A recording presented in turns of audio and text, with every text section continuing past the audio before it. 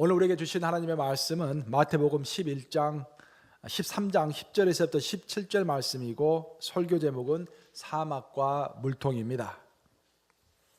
제자들이 예수께 나와 이르되 어찌하여 그들에게 비유로 말씀하시나이까? 대답하여 이르시되 천국의 비밀을 아는 것이 너희에게는 허락되었으나 그들에게는 아니 되었으니 무릇 있는 자는 받아 넉넉하게 되되 없는 자는 그 있는 것도 빼앗기리라. 그러므로 내가 그들에게 비유로 말하는 것은 그들이 보아도 보지 못하며 들어도 듣지 못하며 깨닫지 못함이니라. 이사야의 예언이 그들에게 이루어졌으니 일러스되 너희가 듣기는 들어도 깨닫지 못할 것이요 보기는 보아도 알지 못하리라. 이 백성들의 마음이 완악하여져서 그 귀는 듣기에 둔하고 눈은 감았으니 이는 눈으로 보고 귀로 듣고 마음으로 깨달아 돌이켜 내게 고침을 받을까 두려워함이라 하였느니라. 그러나 너희 눈은 봄으로 너희 귀는 들음으로 복이 있도다. 내가 진실로 너희에게 이르노니 많은 선지자와 의인이 너희가 보는 것들을 보고자 해도 보지 못하였고 너희가 듣는 것들을 듣고자 해도 듣지 못하였느니라. 살아계신 하나님의 말씀입니다. 우리 기독교에는 크게 세 가지의 말씀이 있습니다. 첫 번째 말씀은 Incarnate Word, 즉 성육화된 말씀입니다. 말씀 그 자체이신 우리 예수님께서 육신을 입고 제 땅에 오심으로 말씀이 무엇인지를 직접 눈으로 확인할 수 있도록 보여주신 것입니다. 두 번째 말씀은 Written Word, 즉 기록된 말씀입니다. 우리 하나님께서는 우리 인간으로 하여금 하나님의 말씀을 기록하게 해서 우리가 그것들을 이성적으로 이해할 수 있도록 배려하신 것입니다. 이와 아울러서 마지막 한 가지 더 말씀은 Preached Word, 즉 선포되는 말씀입니다. 하나님의 말씀은 하나님의 대언자들을 통해서 입으로 선포됨으로 인해서 회중들은 귀로 그 말씀을 듣게 되는 것입니다. 결국 이 세 가지의 말씀은 우리 기독교 신앙에 있어서 신앙의 엔진을 움직이는 가스와도 같은 것입니다. 자동차는 가스가 있어야만이 앞으로 쭉 뻗어나갈 수 있듯이 우리는 그 무엇보다도 말씀이 있어야, 말씀의 에너지가 있어야 신앙이 쭉 뻗어나갈 수가 있는 것입니다. 제가 얼마 전에 먼 곳에서 약속이 있어가지고 밤늦게 약속이 있어서 늦지 않도록 빨리 가기 위해서 급하게 목사관에서 출발을 했습니다. 출발하기 전에 보니까 가스통에 가스가 없어요. 그래서 이걸 채우고 갈까 그러다가 바빠서 그냥 가는 길에 고속도로에서 가스 스테이션이 나오면 가스를 넣으려고 생각하고 그냥 차를 몰았습니다.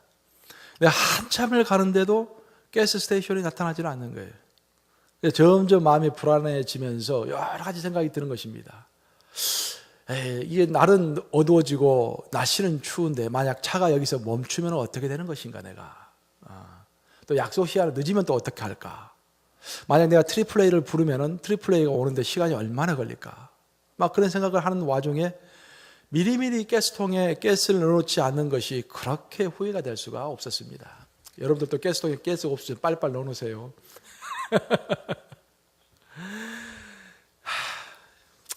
저는 여러분들에게 묻고 싶습니다. 사랑하는 여러분, 여러분들이 혹시 여러분들의 신앙생활을 해나갈 때 여러분의 영혼의 가스통에 말씀의 가스를 집어넣지 않아서 이렇게 애타보신 경험이 있으십니까? 아니면 내 영혼의 가스통에는 가스가 하나도 없는데 그것도 모른 채 그냥 매일 그저 그렇게 생활하고 계시고 있지는 않습니까? 우리 자동차에 가스를 미리미리 넣어줘야 하듯이 우리의 영혼에도 말씀의 가스를 미리미리 넣어줘야 하는 것입니다. 우리의 말씀의 가스통이 바닥을 치고 있음에도 불구하고 우리의 신앙은 계속해서 앞으로 나아갈 수 있다라고 믿는 것은 넌센스입니다. 믿음의 가스가 없는, 말씀의 가스가 없는 믿음은 이미 엔진이 꺼진 그런 믿음입니다. 엔진이 꺼져 있으면 차는 앞으로 가지 못하고 전지 상태에 있을 수밖에 없고 목표점을 잃어버릴 수밖에 없고 그저 주변만 두리번 돌아보게 되어 있습니다. 우리의 영혼의 말씀에 가스가 없기 때문에 멈춰서 있는 것이고 우리의 신앙이 멈춰서 있는 것이고 멈춰서 있기 때문에 자꾸 주변만 보게 되는 것입니다. 반면에 우리의 영혼에 말씀의 가스가 충분히 있다고 한다면 우리는 목표를 향해서 거침없이 그 어떤 어려운 환경을 우리가 맡고 있다고 할지라도 그 환경을 지나쳐서 앞으로 뻗어나갈 수가 있는 것입니다. 성육화된 말씀, 기록된 말씀, 선포되는 말씀의 특징은 그것을 간절히 찾고 구하는 자에게만 그 말씀의 세계가 열린다라는 것입니다. 구약에서부터 신약까지 통틀어서 우리 선지자들과 예수님께서 하셨던 핵심적인 메시지 중에 하나는 뭐냐면 찾는 자가 찾을 것이요 구하는 자가 얻을 것이다라는 그런 말씀입니다. 말씀은 간절히 찾고 구하는 자에게 말씀의 세계가 열리는 것입니다. 똑같은 말씀이라 할지라도 어떤 자에게는 크게 깊게 열리는 반면에 어떤 자에게는 그저 소설책처럼 그저 별 의미 없게 열리는 수가 있는 것입니다. 많은 사람들은 신앙을 엘리베이터처럼 생각합니다. 엘리베이터를 타고 나면은 우리의 단추만 눌리면은 엘리베이터는 우리가 원하는 층수까지 자동적으로 우리를 인도합니다. 신앙을 그렇게 이해하는 사람들이 많이 있습니다. 신앙이라는 것은 교회에 나와서 가만히 앉아 있으면은 내가 원하는 곳까지 또 어떤 수준까지 자동적으로 올라가겠지 막연히 생각하시는 분들이 있는 것입니다. 하지만 사도 바울은 신앙을 설명할 때 엘리베이터라고 하지 않고 경주라고 했습니다. 신앙은 왜 경주에 비유되는 것인가? 무엇보다도 신앙은 성령이라는 코치와 감독이 필요합니다. 절대로 우리 능력 하나만으로는 신앙생활을 제대로 해나갈 수가 없습니다. 무엇보다도 우리는 기도함으로 인해서 성령님을 가까이 해야 합니다. 성령님은 하나님의 영이고 예수님의 영입니다. 그래서 그 하나님과 예수님의 일을 대신해 주시는 분이 성령님이시기 때문에 이 땅을 사는 우리에게는 그 무엇보다도 성령이 필요한 것입니다. 성령을 코치로 삼고 성령을 감독으로 삼아서 우리가 분별하고 앞으로 나아갈 방향을 얻어야 하는 것입니다. 그래서 우리는 기도해야 하는 것입니다. 그리고 이렇게 성령의 코치를 받은 다음에 목표점을 정확하게 하고 내 의지를 발동해서 내 몸을 움직여 나가는 것, 그것이 바로 정상적인 신앙인 것입니다. 그래서 기독교의 신앙은 적극적입니다. 한 번은 여러분들 아시다시피 변화산에서 베드로, 야고보, 요한을 데리고 예수님께서 변화산에서 몸이 신의 모습으로 변화가 되었을 때 베드로가 그런 말을 했습니다. 주님, 우리가 속세로 내려가지 말고 여기에 텐트를 치고 여기서 계속 살면 안 되겠습니까? 그 복잡한 세상에 내려갈 필요가 뭐가 있습니까? 이미 예수님은 우리의 주님이신 예수님은 하나님이시고 몸도 하나님의 몸으로 변화가 됐고 여기는 이렇게 한적하고 좋은데 여기서 텐트를 치고 우리가 살면 얼마나 좋겠습니까? 그때 예수님이 뭐라 하셨습니까? 아니다. 너희가 이 땅에 남아있는 이유는 세상 속에 빛과 소금이 되어서 남아있기 때문에 너희는 세상으로 나아가야 하느니라. 무엇보다도 기독교의 신앙은 적극적입니다. 만약 우리의 신앙이 적극적인 것을 벗어나서 한간 신앙생활을 하고 있다고 한다면 그 적극적인 것을 더 열심히 하기 위해서 잠시 쉬고 있는 것일 뿐입니다. 만약 우리의 신앙이 계속해서 소극적이고 고요하고 쉬고 있다면 그것은 잘못된 신앙인 것입니다. 아주 특수한 신앙인 것입니다. 신학자 칼 바르트는 이런 말을 했죠. 하나님의 말씀이 우리를 기다린다. 하나님의 말씀이 우리를 기다리는 것입니다. 하나님의 말씀 우리를 찾아오는 것이 아니라 하나님의 말씀이 우리를 기다리는 것입니다. 그래서 우리 인간은 하나님의 말씀에 갈급한 심령을 가지고 적극적으로 대시하고 그것을 만져야 하는 것입니다. 바로 그럴 때 하나님의 능력의 문이 열리고 하늘의 비밀이 열리는 것입니다. 오늘 본문에서 예수님께서 여러 가지 말씀을 하시는데 놀라운 말씀을 하시는데 그중에 특별히 비밀이라는 말을 몇 번 하고 계십니다. 천국의 비밀, 하늘의 비밀을 비밀이라는 단어를 사용하고 계시는 것입니다. 비밀은 열리고자 하는 사람에게만 열리는 것입니다. 누구에든지 열리는 것이 아닌 것입니다. 오늘의 본문은 똑같은 하나님의 말씀을 들었음에도 불구하고 어떤 사람들은 하나님의 말씀, 천국의 비밀을 제대로 이해하고 깨닫는 반면에 어떤 사람들은 왜 그 말씀을 깨닫지 못하는가? 라는 것에 대해서 예수님께서 설명하고 있는 참 우리가 새겨드려야 할 말입니다. 왜 똑같이 오늘 이렇게 말씀이 선포가 되고 있는데 어떤 사람은 말씀의 핵심을 알고 은혜 받고 마음이 변화가 되는 반면에 왜 어떤 사람은 그냥 하나의 지식적인 말씀으로 흘러 지나가는 말씀으로 남는 것이 없는 남는 것이 없는 것일까? 왜 예수님께서 똑같이 복음을 선포하셨는데 어떤 사람들은 그 복음을 받아들이고 인생이 변화가 되는 반면에 왜 어떤 사람들은 전혀 변화가 없는 것일까? 예수님은 헌신된 제자들을 가르치실 때는 일반적인 말로 말씀을 선포하셨습니다. 그냥 보통 말로 이렇게 선포하신 거예요. 근데 이상하게 군중들 향해서 말씀하실 때는 그것을 꼭 비유로 말씀하시는 것입니다. 우리가 생각하면 거꾸로 할 것 같은데 헌신된 제자들에게 말씀하실 때는 좀 수준이 높으니까 그들에게는 좀 비유로 말해도 괜찮을 것 같고 일반 군중들은 좀 약간 이해도가 좀 낮으니까 부드러운 알기 쉬운 말을 해줘야 할 것 같은데 예수님은 반대로 하신 것입니다. 헌신된 제자들에게는 일반적인 말씀으로 이렇게 딱 말씀하시다가 군중들만 모이면은 예수님은 자꾸 비유를 사용하시는 거예요.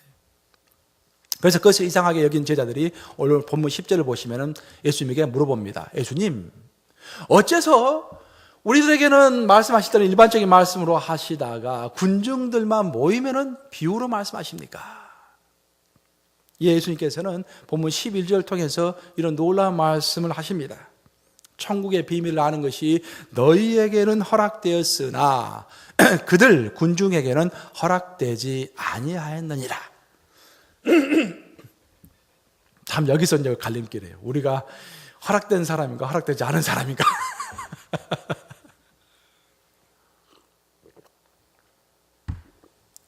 오늘 본문 내용을 좀 더 깊게 이해하려면은 이 본문 내용과 똑같은 시츄에이션에서 지금 말씀하고 계시는 누가복음 8장 10절을 보는 게 필요합니다. 누가복음 8장 10절을 우리 한번 함께 읽어보겠습니다. 누가복음 8장 10절 시작. 이르시되 하나님 나라의 비밀을 아는 것이 너희에게는 허락되었으나 다른 사람에게는 비유로 하나니 이는 그들로 보아도 보지 못하고 들어도 깨닫지 못하게 하려 함이니라. 여기서 우리가 주목해야 할 단어는 허락이라는 단어입니다. 허락. 어떤 사람에게는 하나님께서 허락하지 않으셔서 복음을 들어도 깨닫지 못하게 하시고 또 어떤 사람에게는 허락이 되어서 들으면 이해할 수 있도록 하신다라는 것입니다. 여기에는 하나님의 고의성이 포함되어 있습니다. 하나님의 고의적인 의도가 포함되어 있는 것입니다. 그럼 여기서 우리가 갖게 되는 질문은 그럼 어떤 사람에게 하나님은 말씀을 깨달을 수 있는 그런 능력을 주시는가? 그 기준이 무언가라는 그런 질문을 갖게 되는 것입니다. 이에 대해서 해답이 마태복음 7장 6절에 나오는데 7장 6절은 이렇게 말하고 있습니다. 예수님께서 하신 말씀입니다. 거룩한 것을 개에게 주지 말며 너희 진주를 돼지 앞에 던지지 말라. 그들이 그것을 발로 밟고 돌이켜 너희를 찢어 상하게 할까 염려하라.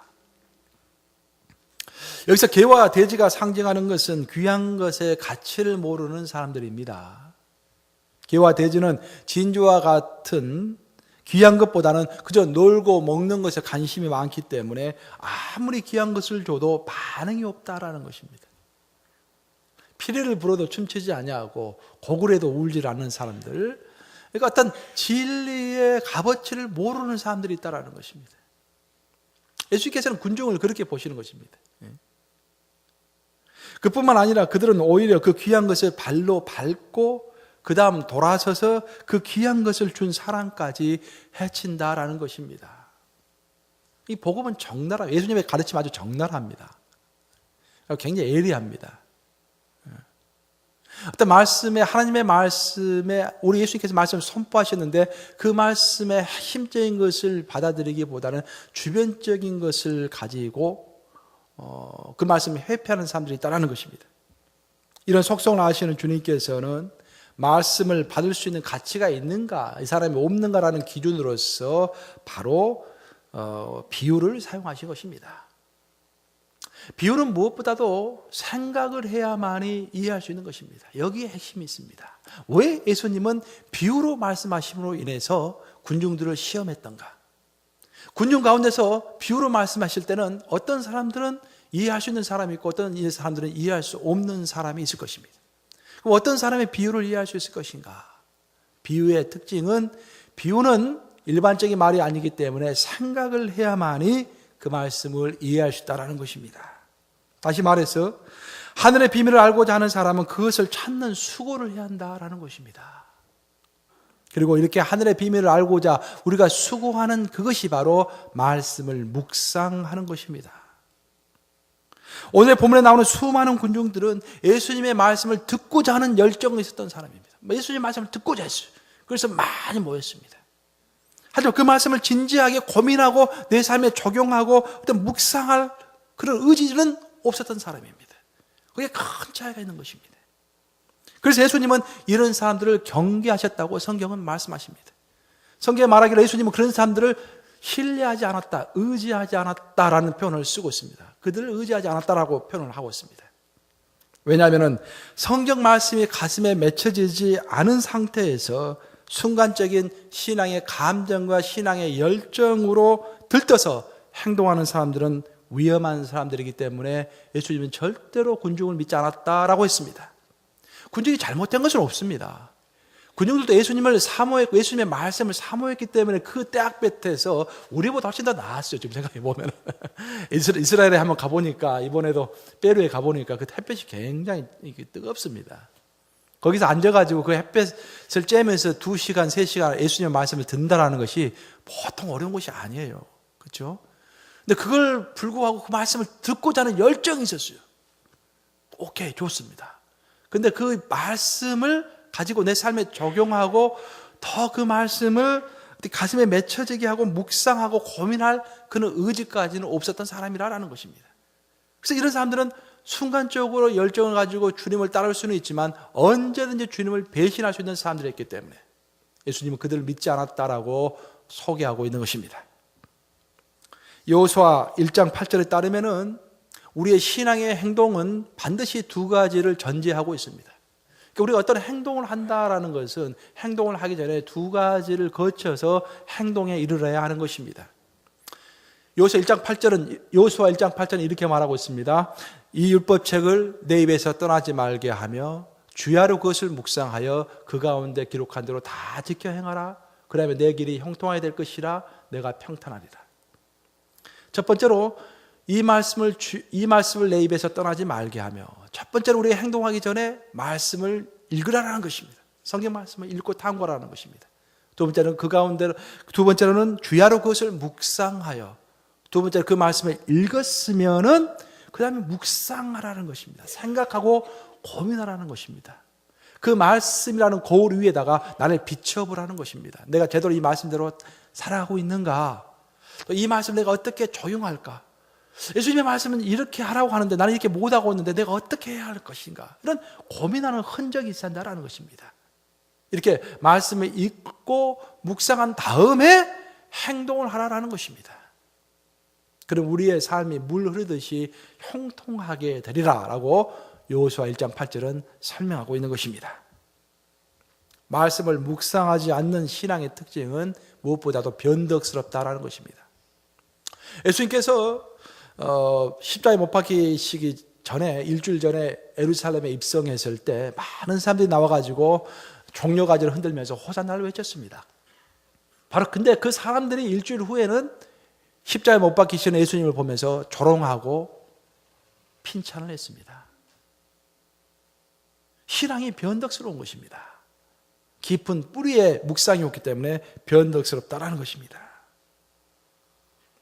여러분의 신앙은 깊은 말씀의 반석 위에 서 있습니까? 말씀의 반석을 쌓기 위해서 성경 말씀을 어떻게 읽고 또 어떻게 묵상하고 계십니까? 어떻게 해서든지 성경 말씀을 읽으려고 얼마나 노력하고 계십니까? 읽은 말씀을 내 것으로 만들기 위해서 그 묵상을 위해서 얼마나 치열하게 투쟁하고 있습니까? 오늘 본문 12절에서 예수님은 아주 의미심장한 말씀하십니다. 본문 12절을 한번 같이 읽어보겠습니다. 시작.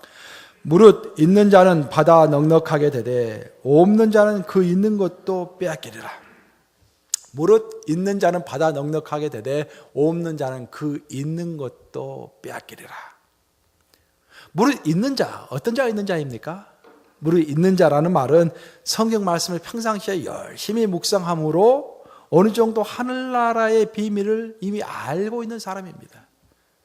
근데 이런 사람들은 말씀의 묵상에 맛을 들여가지고 더 열심히 묵상하고 하나님의 말씀을 더 간절히 찾는다라는 거예요.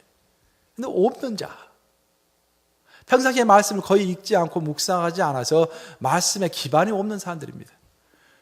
이런 사람들은 시간이 가면 갈수록 세상 염려와 세상에 휩쓸려서 더욱더 말씀과 멀어진다는 것입니다. 그래서 참 묘하게도 없는 자가 좀 더 있어지고 있는 자는 좀 더 적어져도 괜찮을 것 같은데 정반대로 있는 자는 더 많이 있게 되고 없는 자는 더 많이 없어지게 된다는 것이 하늘의 비밀이라고 예수님은 소개하는 것입니다. 사는 여러분, 여러분은 무릇 있는 자입니까? 아니면 무릇 없는 자입니까? 무릇 있는 자의 자리에 서셔가지고 계속해서 더 풍성히 얻으시는 여러분들 되시기를 주님의 이름으로 축원합니다. 무릇 있는 자가 되셔야 돼요. 한번 맛을 들여야 합니다. 고기도 먹어본 사람이 더 많이 먹잖아요. 안 먹어본 사람은 고기를 잘 못 먹습니다. 평상시에 먹어본 사람이 잘 먹는 거야. 말씀도 똑같습니다. 한 번 말씀의 맛을 보면은요, 대단합니다. 이 말씀 이상으로 그 달콤한 게 없어요. 울송이처럼 달다고 성경에서 이야기하잖아요. 우리가 음식을 제대로 입맛을 알려면은, 음식 맛을 알려면은 우리 입속에 넣고 많이 씹으면서 오랫동안 음미를 해야 하잖아요. 그래야 그 맛의 진가를 알 수가 있는 거 아니겠습니까? 말씀도 똑같습니다. 말씀을 읽는 과정을 통한 다음에 묵상하는 과정이 꼭 필요한 것입니다. 이제 말씀을 마무리합니다. 이번 페루 선교 여행 중에 가장 중요한 일과 중에 하나는 물통에 물을 채워넣는 것이었습니다. 이게 페루에 가서 가장 중요한 게 물통에 물을 채워넣는 거예요. 작년에 갔던 페루 선교팀이 물 때문에 많이 고생했다는 그런 소리를 듣고서 페루에 가면은 큰 물통이 있습니다. 5리터인가 6리터인가 하는 그 물통이 큰 게 있어요. 그런 것을 많이 구입해가지고 팀원들이 전부 나눠줬습니다. 그래서 팀원들이 이제 아침이 되면은 사막으로 이제 사역을 하기로 떠나기 전에 항상 자기가 갖고 있는 조그만 물통에다가 물을 집어넣는 거예요. 그래서 우리가 사역하러 가기 전에 가장 먼저 꼭 점검해야 할 것은 물통에 생수를 집어넣었는가 넣지 않았는가를 가장 먼저 점검하는 거예요. 선글라스는 잊어버리고 안 가져와도 별 상관없어요. 하루 선글라스 안 껴도 큰 문제 없어요. 모자를 잊어버리고 안 가져왔어도 별 상관없어요. 그늘에 들어가서 쉬엄쉬엄 일을 하면 됩니다. 스낵을 안 가져와도 큰 필요가 없어요. 큰 지장될 게 없어요. 하루 굶으면 됩니다. 근데 물이 없으면, 생수가 없으면, 사막에서 생수가 없으면 단 1시간도 견디기가 힘든 것입니다. 그러니까 필사적으로 애들이 눈 딱 뜨면 가장 먼저 하는 게 자기 물통에 물 채워 넣는 거야. 다른 사람이 더 채워 넣기 전에 내 것부터 빨리 채워 넣는 거예요. 치열하게 채워 넣는 것입니다. 저는 이런 모습을 보면서 우리 팀원들과 우리 아이들이 이렇게 신앙생활을 하는데 말씀에 그 물을 채워넣는 일에, 말씀의 생수를 영혼에 채워넣는 일에 이렇게 열심을 낸다면 얼마나 좋을까 라는 그런 생각이 문득 들었던 것입니다. 여러분은 영혼이라는 여러분의 물통에다가 말씀의 생수를 매일 집어넣고 있습니까? 우리 인생은 사막과도 같은 것이라고 누가 많이 비유를 하죠. 그만큼 척박하다라는 것입니다. 우리 일상의 삶이. 그런데 그 일상의 삶, 사막과도 같은 곳으로 나갈 때 가장 필요한 것이 무엇이겠습니까, 여러분?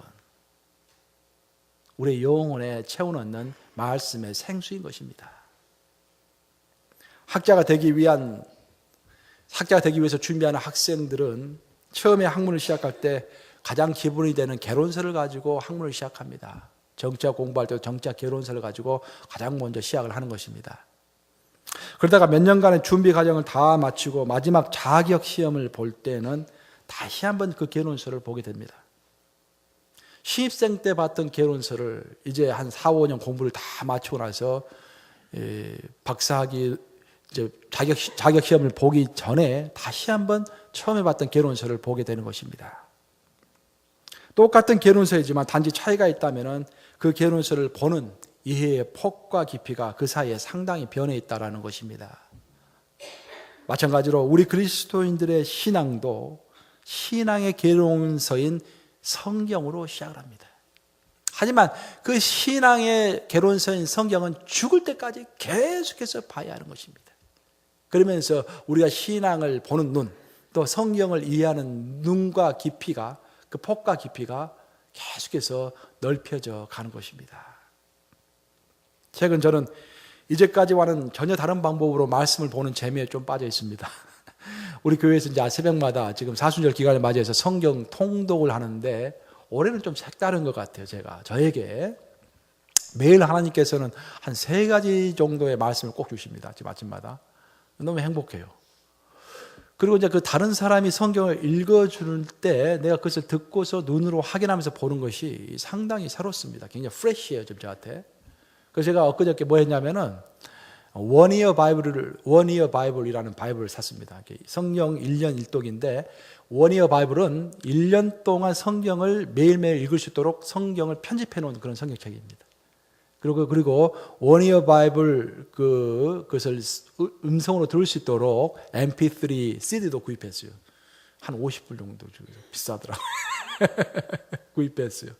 그래서 올해는 그 One Year Bible을 가지고 영어 성경을 들음으로써 한번 일독해 보려고 그래요. 들어가지고. 이렇게 새롭게 도전하니까 이게 새로운 거예요. 성경을 그간 수없이 많이 읽고 수없이 연구했지만 틀 때마다 새로운 것입니다. 또 다른 각도에서 하나님을 만날 수 있는 것입니다. 이렇게 우리는 여러 가지 창조적인 방법으로 끊임없이 우리의 영혼에 말씀의 생수를 집어넣어야 하는 것입니다. 프로라는 것은 날마다 기초를 잘 다지는 사람이 프로입니다.